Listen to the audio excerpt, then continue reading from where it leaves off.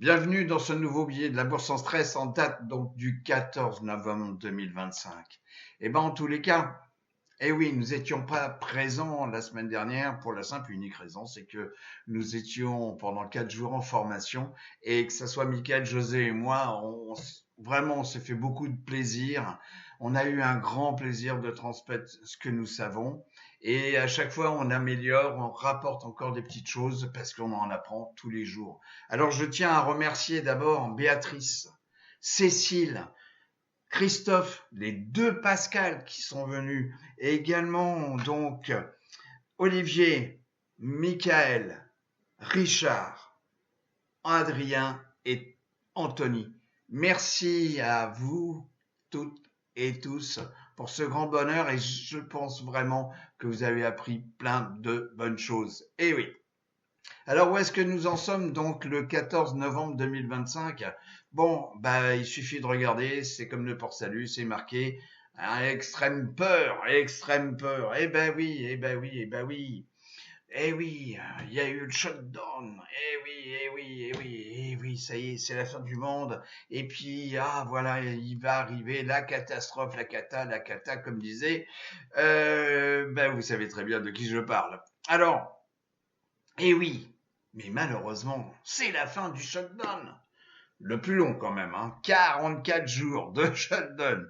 Alors un petit peu différent quand même hein, par rapport à la fin d'année 2018 et jusqu'à janvier 2019, où effectivement il y avait eu également un shutdown plus court, c'est vrai, mais alors par contre, il y avait ce qu'on appelle le Treasury General Account, le TGA. À l'époque, il était vide. C'était moins 200 ou moins 100 milliards. Et là, il a été rempli aux alentours, au-dessus, je pense, des 800 milliards. 800 milliards. Donc, qu'est-ce que c'est que le TGA? Ben, c'est le compte courant de la Fed.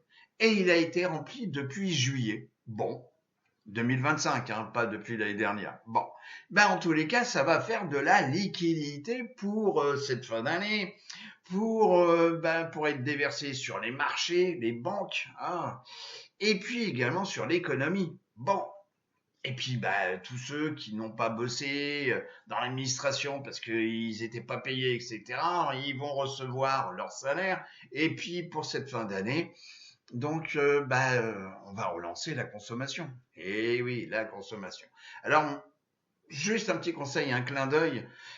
Moi, en tous les cas, c'est ce que je vais faire. Je vous rappelle que nous ne sommes pas des conseillers en investissement financier, mais moi, en tous les cas, mes petits yeux, les deux, je vais regarder en bougie weekly chaque fin de semaine sur les indices et les secteurs. Bon, ben, les secteurs, en tous les cas, les étudiants qui étaient là, ils ont appris les secteurs, etc.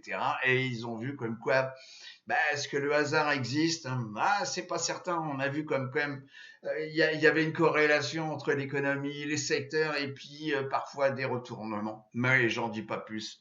Vous avez qu'à suivre notre formation prochaine qui aura lieu, je pense, au mois d'avril. Voilà, on vous en dit plus dans quelques temps.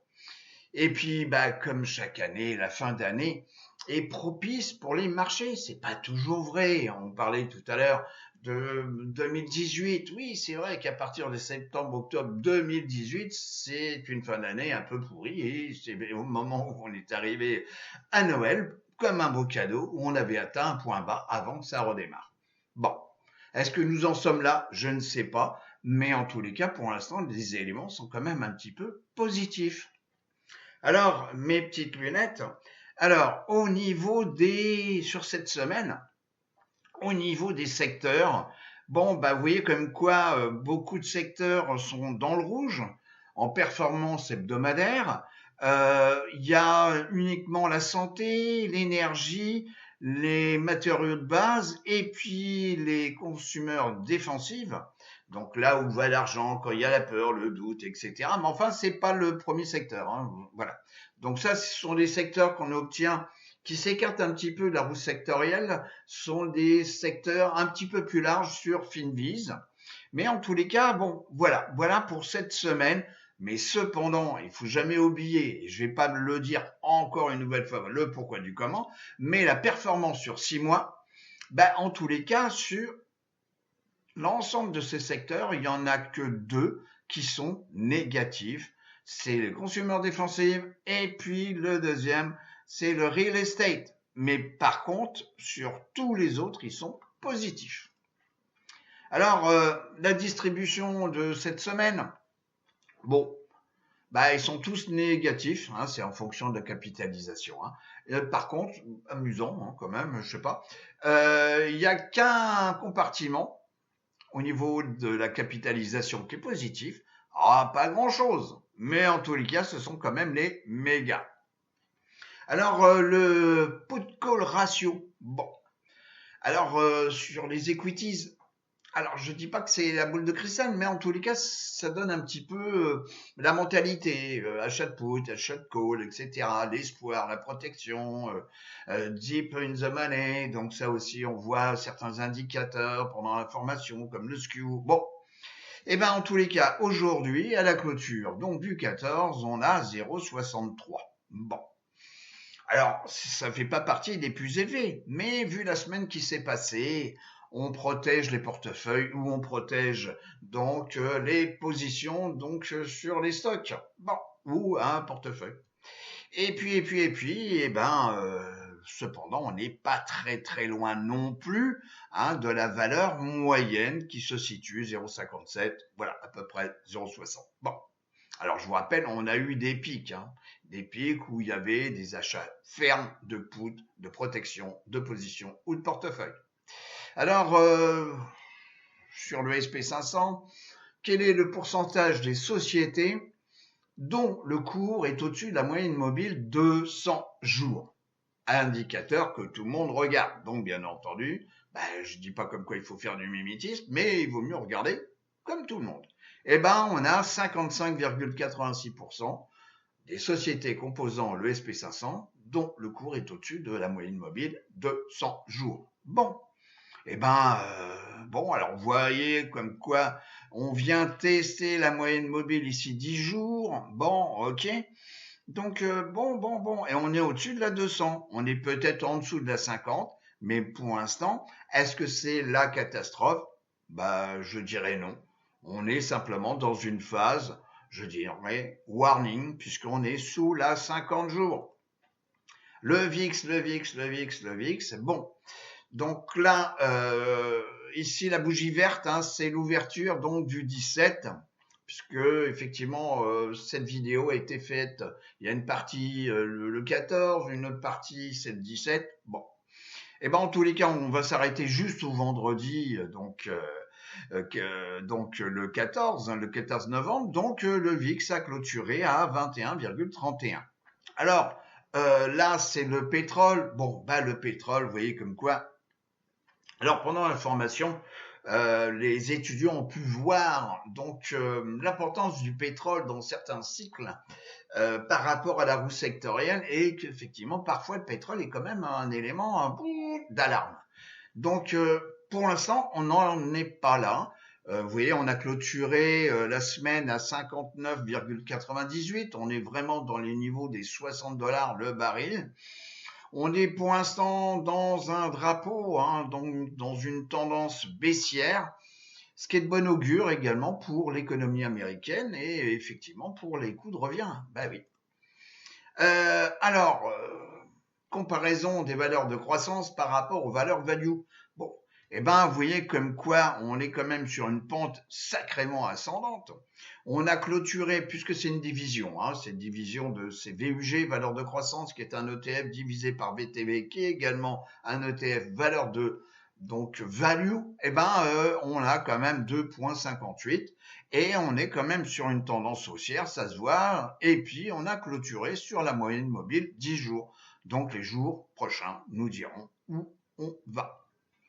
Alors, les taux à 10 ans. Bon, alors, leitmotiv, est-ce que, effectivement, parce qu'il va y avoir une décision de la Fed le 10 septembre sur la baisse possible par rapport à l'inflation, par rapport au monétaire, bon, pour l'instant, on a fini là, vous voyez, on est aux alentours des 4, puisque c'est des pourcentages.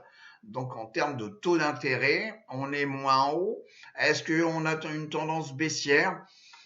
Bon, Donc c'est ça qui va définir plus ou moins la politique de la Fed euh, pour le 10 décembre. Bon, eh ben on verra bien. Alors bien entendu, tout le monde a ça en tête, puisqu'effectivement, si les taux d'intérêt baissent, eh ben ça va être facile donc de pouvoir emprunter et de pouvoir injecter cet argent emprunté sur les marchés financiers. On continue. Alors bon, on en parle rarement, nous ne sommes pas une chaîne qui traite le Bitcoin, mais le Bitcoin est quand même un élément indicateur, un des éléments indicateurs.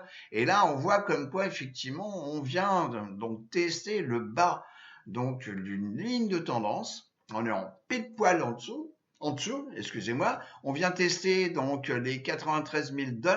On est en dessous des 100 000. Bon, on était bien monté, oui, bon, 125 000, et puis bon, voilà. Alors, il faut voir, regarder, donc si ce support va tenir ou pas. Bon, et je vous rappelle, on est quand même en fin d'année. L'or, bon, bah l'or, vous voyez comme quand vous voyez ça, donc c'est quand même une sacrée accélération. Je dirais quand même c'est atypique concernant l'or. Bon, qui peut être signe de peur, hein, signe de bon, voilà, c'était mieux avant, et puis on va prendre un petit médicament pour s'endormir, un petit médicament pour se réveiller, mais bon, pour l'instant, ça tient, vous voyez, on a clôturé donc vendredi à 375 $, donc virgule 96 pour ceux qui veulent être précis, sur GLD, qui est un ETF adossé sur l'or. Donc, il y a un rapport 10. Donc là, on pourrait dire qu'actuellement, le 11 d'or est à 3575, 60, j'arrondis, 3760, donc dollars l'once d'or. Donc le 17 novembre, donc nous voyons que d'abord déjà premièrement le 14, nous avons clôturé au-dessus de la 50D, hein, je suis en 1D. Donc on a clôturé donc sur la 50D qui a servi de support. Bon, ben voilà. Au niveau donc du RSI, on est au-dessus donc du point milieu des 50%, donc la zone dite de neutralité. Bon, et le MACD, bon, faut toujours s'en méfier sur un, hein, puisque de temps en temps, vous voyez comme quoi on est baissier. Alors on va dire ah oui, c'est une divergence. Oui, effectivement, ça peut être une divergence, mais en tous les cas, le SP500 il continue toujours de monter. Bon. Alors, nous pouvons également regarder donc le Nasdaq 100 à travers donc NDX. Donc, on voit, c'est exactement pareil. On est venu le vendredi 14 clôturer au-dessus de la moyenne mobile 50D. Bon, alors on va venir certainement tester la 10 jours ici. MACD, RSI, vous voyez, on est également même chose. On est au-dessus de la zone de neutralité. Bon. Et puis, on va regarder le Dow Jones industriel, voilà. Et puis, tac, bon, vous voyez, là par contre, on est au-dessus de la 50. Bon, on n'est plus sur les plus hauts, mais on est au-dessus de la 50. Bon, et puis, je vous dis toujours comme quoi il faut le regarder, c'est le reflet de l'économie américaine, c'est le Russell 2000, ici présent. Bon, qui lui, par contre, effectivement, a cassé la 50D. Bon. Alors, est-ce qu'il va être attiré par la 200? Bon, peut-être. Il y a des zones peut-être qui peuvent être travaillées ici à 2325. Hein, donc, revenir tester des zones de support, anciennement des zones de résistance. Bon, il se peut, c'est quand même l'économie américaine. Bon. Alors, cette semaine, donc d'abord, mercredi, donc soyez focalisés, puisque quand vous voyez les Magnificent Seven, bon, quand vous voyez le SMH, c'est-à-dire l'ETF adossé sur les semi-conducteurs, quand vous voyez ce compartiment de la technologie et des semi-conducteurs, bien entendu, c'est comme l'intelligence artificielle, c'est quand même tout ça qui tire les marchés. Alors je dis pas que c'est naturel, mais ça tire les marchés. Et donc mercredi, on aura donc les earnings pour NVDA. Également pour mardi, donc le mardi 18, je vous recommande également de regarder, voilà, j'étais trop vite, c'est Home Depot. C'est quand même intéressant puisque Home Depot, c'est en rapport avec le bricolage à la maison, etc. Donc le revenu, est-ce que les gens ont une morale pour faire non seulement dépenser de l'argent, mais également pour bricoler. Donc voilà. Je vous dis pas comme quoi c'est ça qui va changer tout, mais voilà, c'est un facteur important. Et puis également, donc là, bon, mon petit screener, hein, voilà, donc où effectivement on est en performance sur la semaine donc écoulée. Et vous avez ici quelques sociétés. Alors, elles sont pas toutes énormément bien capitalisées, mais ça peut être intéressant de les suivre. Vous aurez qu'à faire donc pause et regarder. Donc, il y en a 38 au total. Donc, c'est avec mon screener qui tient compte de je dirais, en termes de chiffres, d'abord la dette de l'entreprise et puis les perspectives de chiffre d'affaires par rapport à ce qu'elle a pu faire. Et surtout une société qui est pas trop endettée, ce qui peut également l'aider donc dans son développement. Donc, vous avez AGX, c'est la première. Hein. En termes de performance, c'est pas la première hein, sur 6 mois, hein, ok, ici. Mais en tous les cas sur la semaine. Bon, quoique la performance sur 6 mois, elle est quand même pas mal non plus. Vous voyez, vous avez CPRX, donc qui est une biotech, alors à consommer avec modération. C'est ce qu'on dit généralement pendant les formations. S'il y a des trucs à pas toucher quand on démarre, ce sont les biotech. Si vous ne savez pas pourquoi, les biotech, elles le savent. Donc un petit conseil à consommer avec modération. Donc etc. etc. Donc vous avez également hein, tout ce qui est non alcoolique. Je crois que je l'avais déjà abordé, Coco. Bon là, on a un beau gap haussier. C'est pas une grosse capi, 2,5, mais c'est quand même une belle société.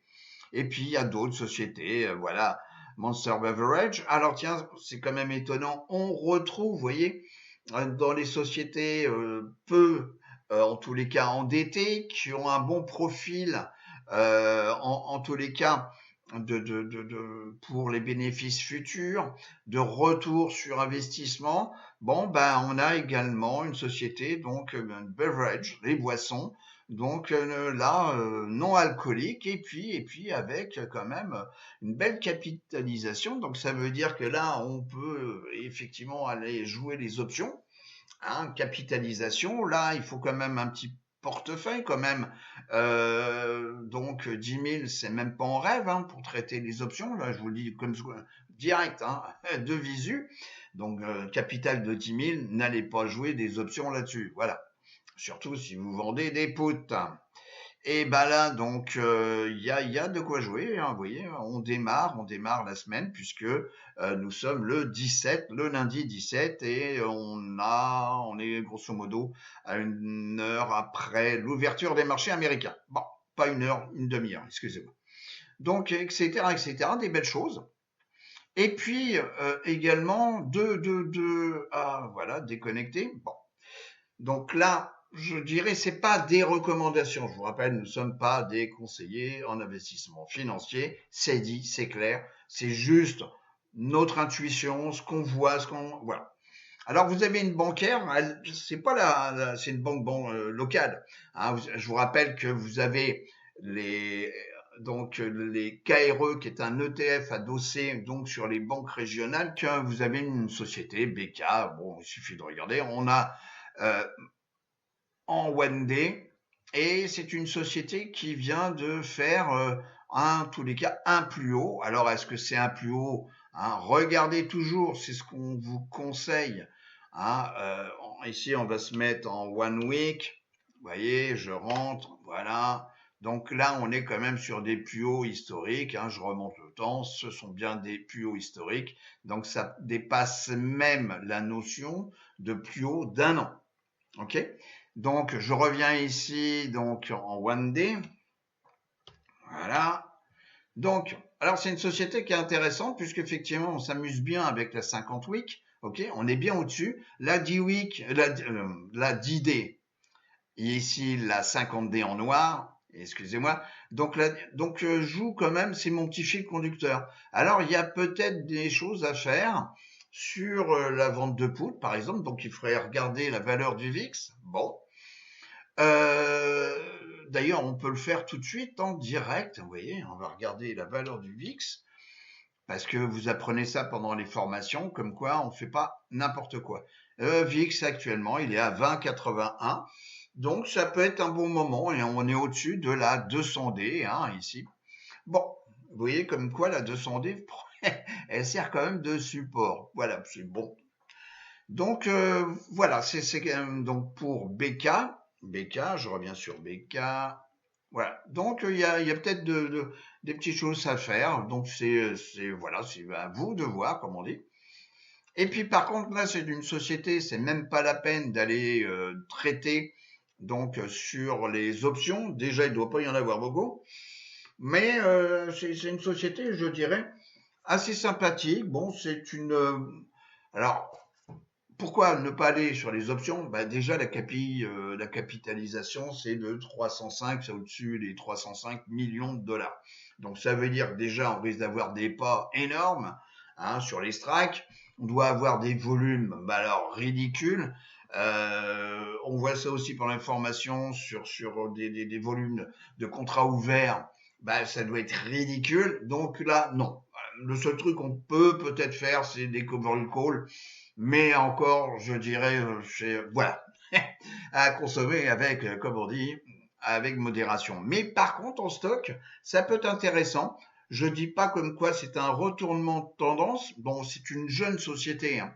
Donc ça peut être un handicap. C'est une société, vous voyez, qui aura 2 ans au mois de février. Bon, donc c'est pas la plus vieille, on peut pas dire comme quoi on est bien son comportement, parce que plus vous avez une société qui est vieille, et plus on va définir des zones de support, de résistance, comment elle se comporte par rapport à... Bon, quand vous avez une société qui est jeune, bah, l'historique fait comme quoi la route, vous la connaissez pas trop. Mais en tous les cas, vous voyez, donc en bougie weekly, je vais me mettre ici en daily.